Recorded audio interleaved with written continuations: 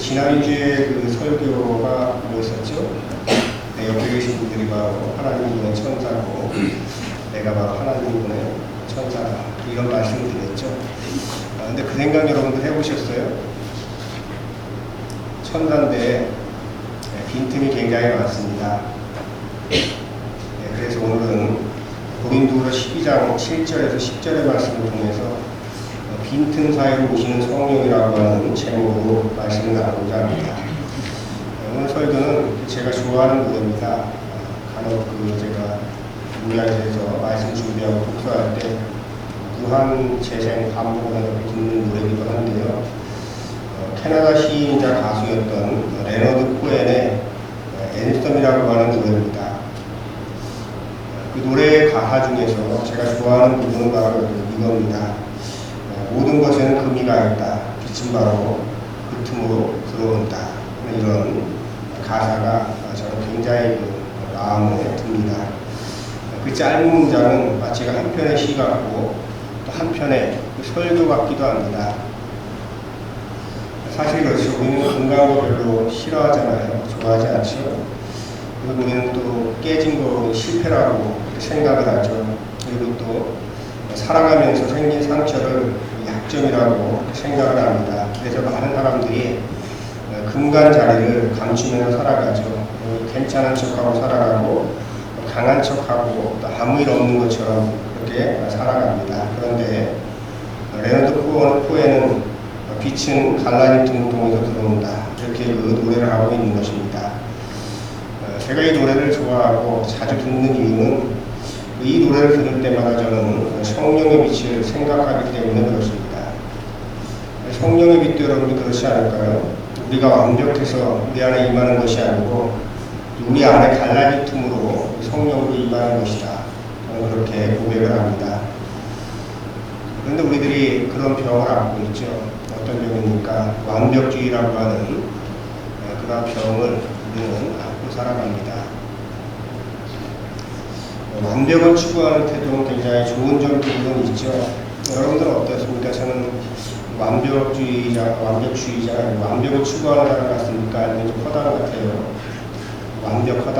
그러니까 좀 그렇지만 빈틈이 좀 많은 사람 같아야 하면 완벽한 것 같습니까? 네, 제가 부목사 시절에 김윤혜 권사님이 저한테 했던 이야기가 있어요. 부목사님 처음 봤을 때 그때 찔러도 피 한 방울 나올 것 같지 않은 그런 사람이었다. 이렇게 저한테 이야기를 하시더라고요. 그리고 지나고 보니까 찔러도 피 나오는 사람이었고 빈틈도 많은 분이셨다고 하는 것을 알게 되었다. 그렇게 말씀을 해주셨습니다.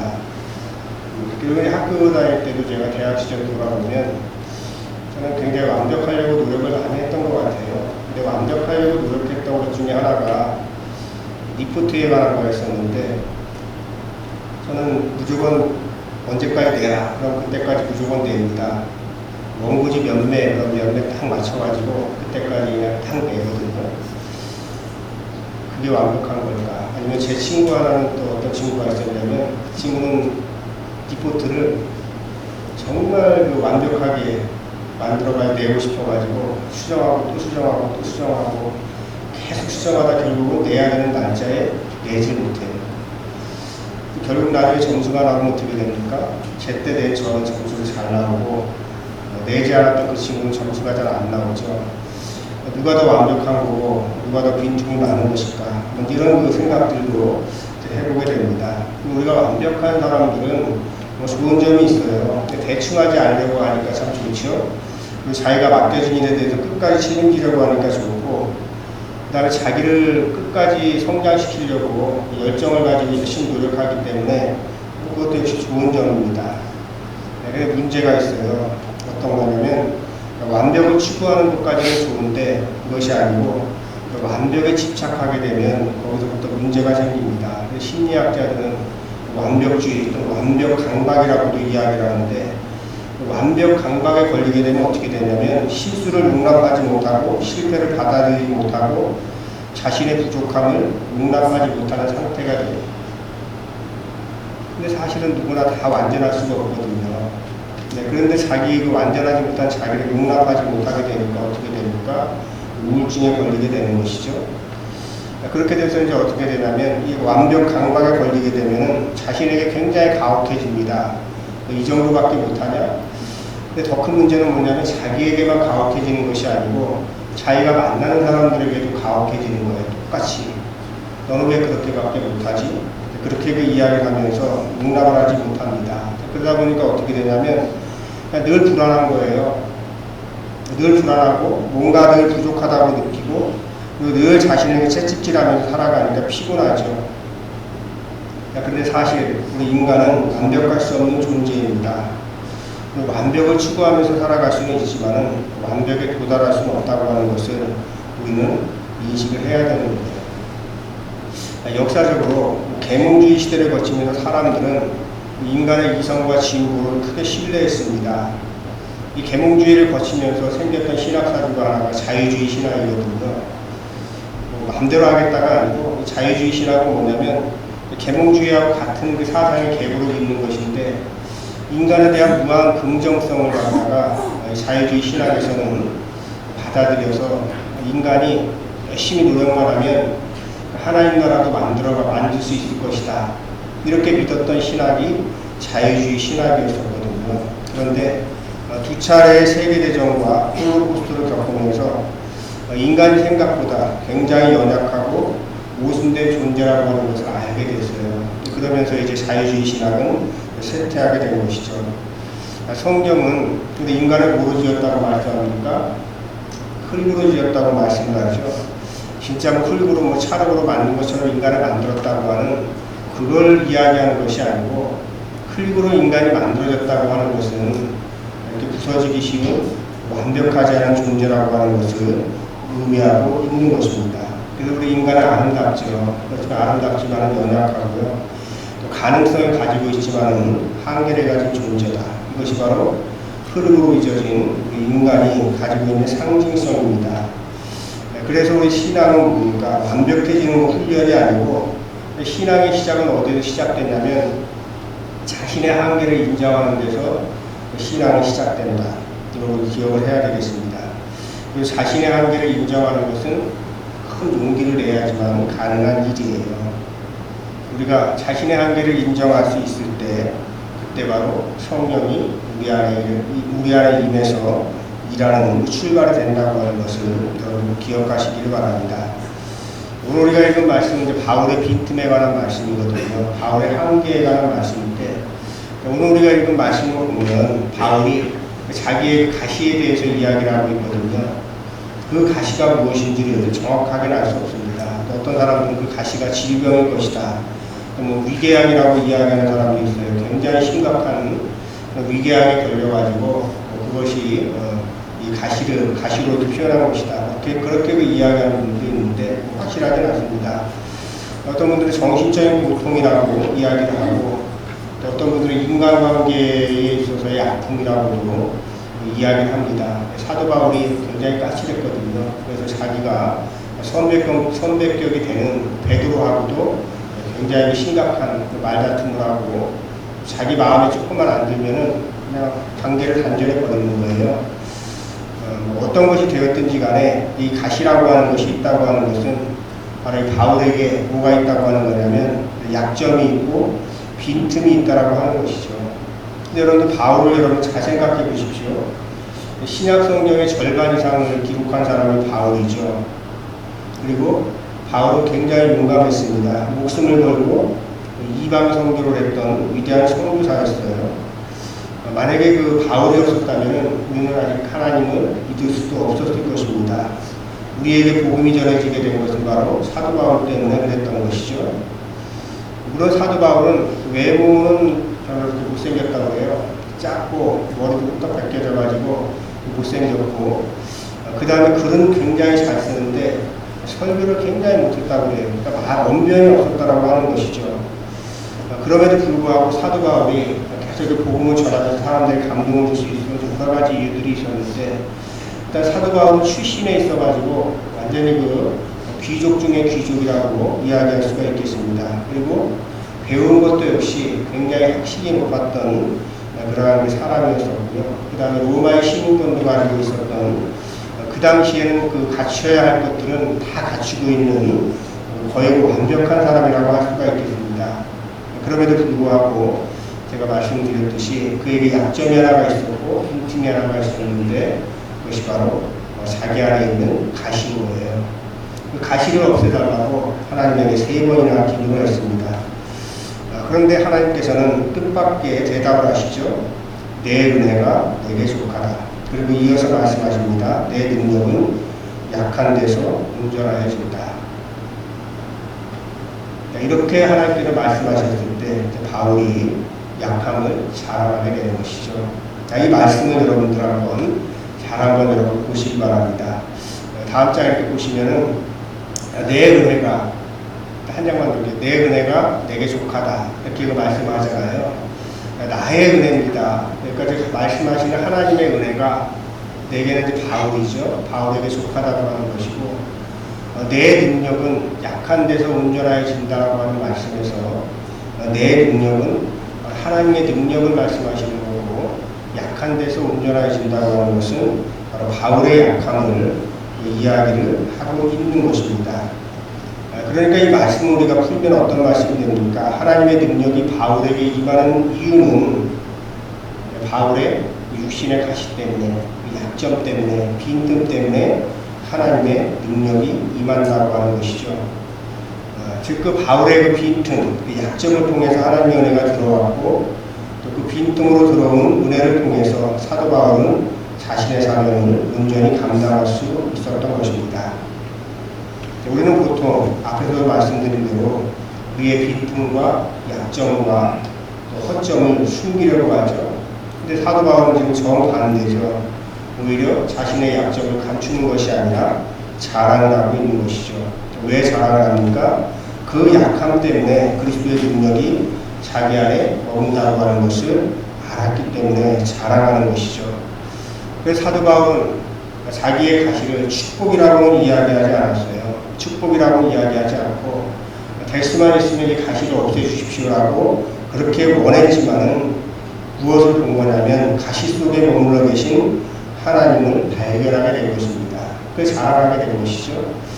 바울의 신앙이 위대한 이유는 바로 여기에 있는 거예요. 자기의 약점을 통해서 하나님께서 임재하신다고 하는 것을 알게 되었고 그리고 나서는 오히려 자기의 약점을 자랑할 수 있었던 것이죠. 여러분들 이런 위대한 신앙을 가지시기를 주님의 이름으로 축원합니다. 복음은 항상 역설입니다. 역설은 우리가 그냥 일상적으로 알고 있는 것하고는 전혀 다른 차원의 것이라고 하는 것을 표현할 때 역설이라고 표현을 하죠. 우리는 보통 어떻게 생각합니까? 하나님이 나와 함께 계신다고 생각하면 나와 함께 하시면은 내가 더 강해질 것이다. 이렇게 우리가 생각하잖아요. 그리고 또 믿음이 좋으면 어떤 상황에서도 흔들리지 않고 넘어지지 않을 것이다. 그렇게 생각하죠.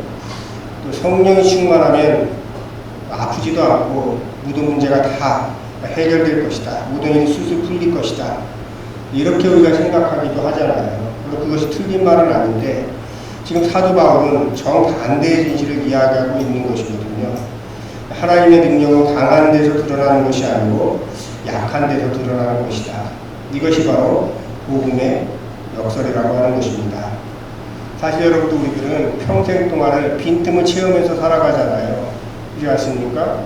지금도 내가 약하다고 생각하는 부분이 있으면 그거를 갖다가 채우기 위해서 살아가죠.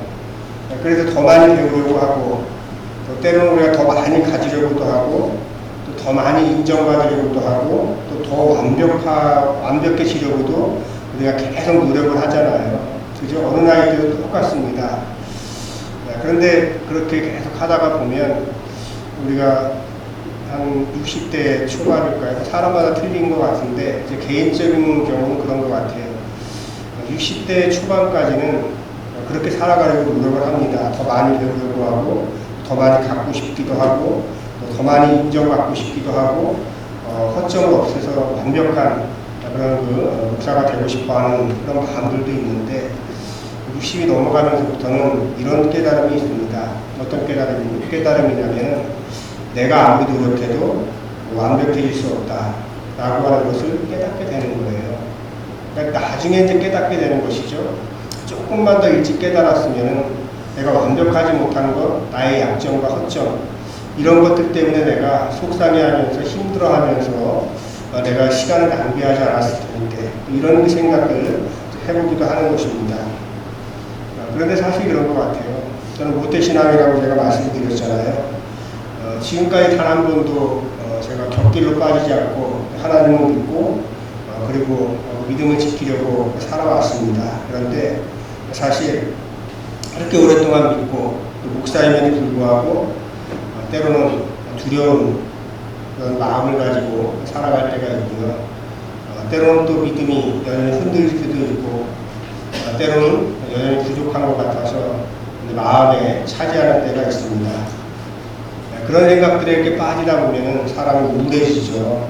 그런데 그런 우울에서 벗어나는 방법 중에 하나가 뭐냐면 어떻게 사람이 완전할 수가 있어. 불완전한 게 사람 존재의 속성이 아닐까. 이렇게 생각을 하면 위로를 받게 되는 것입니다. 여러분 나무를 보게 되면 여러분 이렇게 그 사진에서 보는 것처럼 옹이가 있죠. 여러분 보신 적 있죠? 저는 옹이가 있는데 저게 뭐냐면 상처를 입은 자리에 생기는 거거든요. 상처를 입게 되면 그 상처를 통해서 병균이 더 이상 나무에 들어오지 않도록 그렇게 만드는 그런 장치가 바로 저 옹입니다. 그런데 우리가 아는 것처럼 신기하게도 나무에서 가장 단단한 곳이 어디냐면 바로 저 옹이가 있는 곳이죠. 근데 거기가 단단한 것만 있는 것이 아니고 토끼를 해보면 저 옹이가 거기에서 나무의 향이 가장 깊은 곳도 저 옹이라고 하는 것입니다. 그러니까 어떻게 보면 나무가 아프기는 했지만 그 상처가 약점으로 남은 것이 아니고 새로운 힘이 된 것이죠. 우리의 인생도 저는 그렇다고 생각을 합니다. 상처 없는 사람이 아름다운 것이 아니고 상처를 통과한 사람이 아름다운 것이죠. 여러분들은 살아가시면서 우리가 상처를 받고 또 어려울 때가 있어요. 그러나 그때 여러분들이 낙담하지 마시고 이 상처를 통해서 내가 더욱더 아름다운 사람이 될 수 있다고 하는 이런 믿음을 가지고 덤덤히 잘 맞아들이고 잘 보낼 수 있는 여러분 되시기를 주님의 이름으로 축원합니다. 오늘 말씀을 보니까 성령님께서는 우리의 연약함을 도우신다고 말씀을 하고 있죠. 독일의 바이올린 제작 명장인 마르틴 슐레스케가 이런 이야기를 했어요. 좋은 울림은 완벽한 나무에서 나오지 않는다. 이렇게 이야기를 했습니다. 수요성경 공부 시간에 우리가 함께 가뭄비나무라고 하는 책을 가지고서 우리가 공부를 했었죠. 그 책에 보면 무슨 이야기가 나오니까 수목 한계선에 있는 가뭄비나무가 오랜 세월 바람을 맞고 상처를 견디고 추위와 더위를 견뎠기 때문에 바이올린을 만들 수 있는 가장 좋은 그런 제목이 된다고 이야기를 하고 있죠. 그런 나무라야만 좋은 울림을 만들어낼 수 있다고 이야기를 하고 있는 것입니다.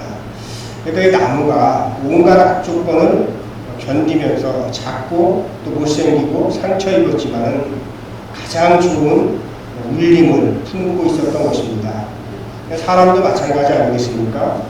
눈물을 흘려본 사람이 다른 사람의 눈물을 이해할 수가 있는 것이죠. 고통을 통과한 사람이 다른 사람의 고통을 품을 수가 있는 겁니다. 실패를 경험했던 사람은 다른 사람의 실패에 대해서 함부로 판단하지 않습니다. 그래서 정호동 시인이 뭐라고 이야기했습니까? 지독한 외로움에 쩔쩔매는 사람이 꽃보다 아름다운 사람이다. 정호동 시인이 그렇게 이야기했고 가수 안치환이 그 노래를 불러서 여러분들도 그 노래를 잘 알고 계실 것입니다. 생각해보면 성령 강림도 저는 그렇습니다. 오순절 다락방에 모였던 사람들이 성령 강림으로 성령을 받았는데 그 사람들이 어떤 사람이었는가 객관적으로 생각해 볼 필요가 있어요. 그 사람들은 세상을 바꿀 준비가 된 영웅이 아니었습니다. 어떤 사람들이었냐면 예수님이 돌아가시고 나서 두려움에 떨고 있었던 사람들이에요. 그리고 예수님이 잡혔을 때 하나도 현장에 없었고 다 뿔뿔이 도망쳤던 사람들입니다. 그리고 이제 자신들도 죽을까봐 문을 걸어 잠그고 마가의 다락방에 숨어 있었던 사람들이에요. 실패한 사람들이었습니다. 그런데 그들에게 성령이 임한 것이죠. 왜 그랬을까요? 바로 성령은 완벽한 사람에게 주어지는 상이 아니고 연약한 사람들에게 주어지는 선물이기 때문에 그렇습니다. 그래서 우리가 이런 말씀이 있습니다. 누가마서에서 뭐라고 말씀하십니까? 성령으로 우리의 연약함을 도우신다 하는 말씀이 있거든요. 이제 성령은 약한 사람들에게 주어지는 선물이라고 하는 것을 꼭 기억하시길 바랍니다. 오늘 설교 제목을 제가 빈틈 사이에 오시는 성령이라고 이렇게 제가 제목을 잡았습니다. 우리가 이런 날 있지 않습니까? 기도도 할 수 없고요.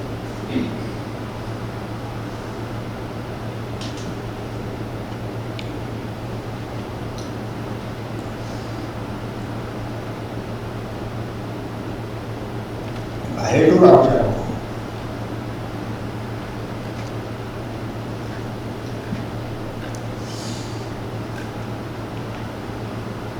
눈물만 흘리는 그런 날들이 있죠.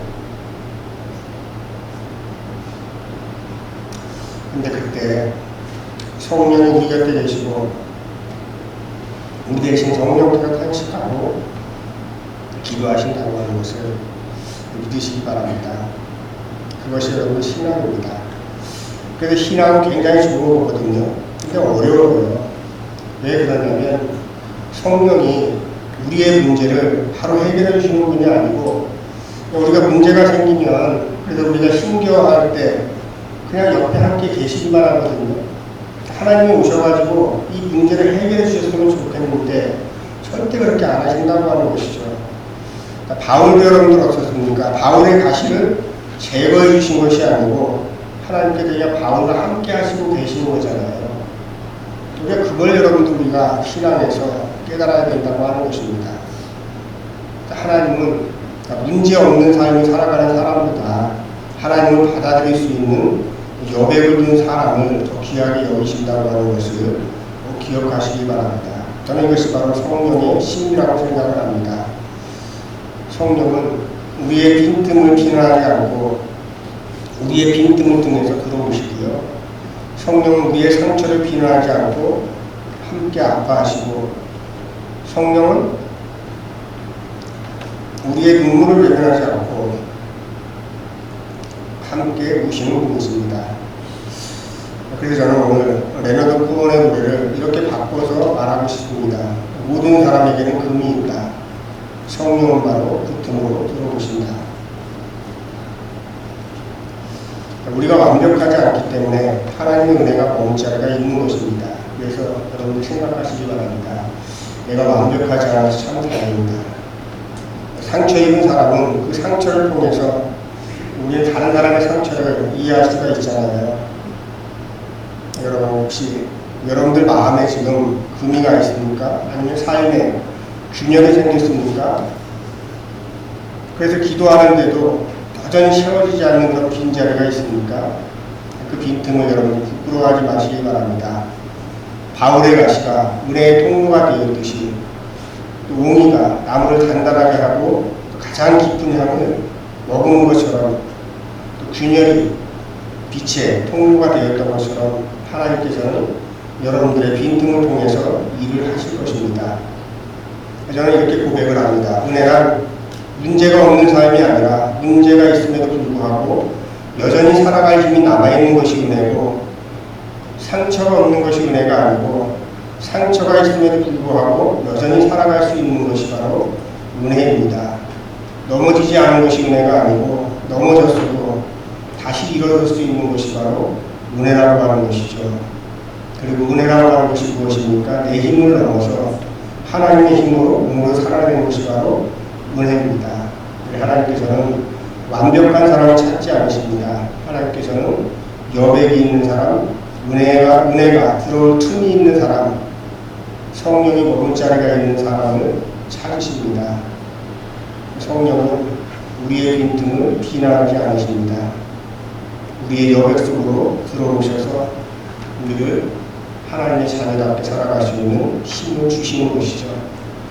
성령의 계절에 바로 이 성령께서 임하시는 그 은혜를 누리면서 하시는 여러분들 되시기를 주님의 이름으로 축복합니다. 말씀을 기억하면서